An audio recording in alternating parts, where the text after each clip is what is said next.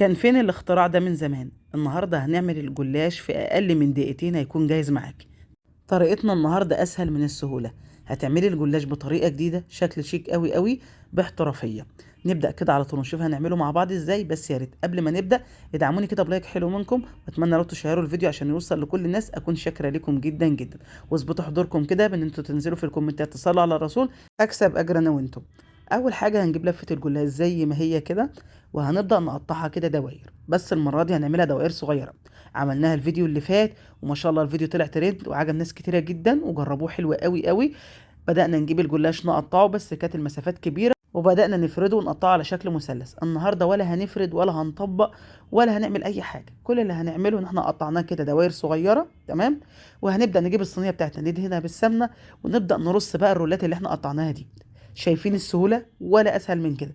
بس شرط نجاح الجلاش ده عشان يطلع معاكي حلو ويطلع معاكي مورق زي ما تشوفوا معايا في آخر الفيديو، إن أنت لازم تكون اللفة بتاعتك فكت معاكي تماما، علشان الجلاش يبقى مهوي زي ما أنت شايفة كده ومفتح معاكي، ما يكونش مكبوس.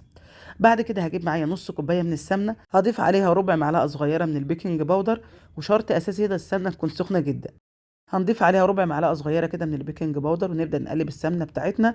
وده طبعا البيكنج باودر فايدته هنا ان يخلي الجلاش معانا مورق من جوه، ما يكونش مكتوم. والسمنه هنا لازم تكون سخنه جدا عشان لما نحطها كده على الجلاش تغلف الجلاش كله من جوه. هندخله بقى الفرن على درجه حراره 200 رف اوسط.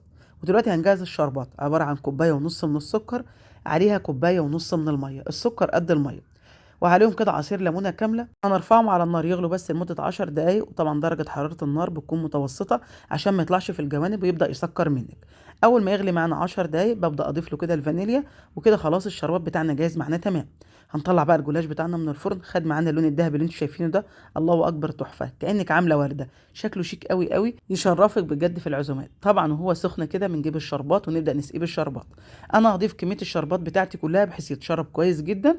وبعد ما يتشرب الكميه الزياده طبعا بنبدا نشيلها، بنصفيه طبعا كويس جدا من الشربات الزياده بعد ما اتاكد ان هو اتشرب معايا تمام. بكده نكون حضرنا احلى صينيه جلاش عملتها. عايزه اقول لكم والله العظيم يا جماعه قبل الفطار بدقايق، تخيلوا، وما خدتش في الفرن حاجه. انا كنت اول ما بدات فيها سخنت الفرن معايا وبدات اشتغل على طول، الشربات على النار قطعتها حطيتها في الصينيه.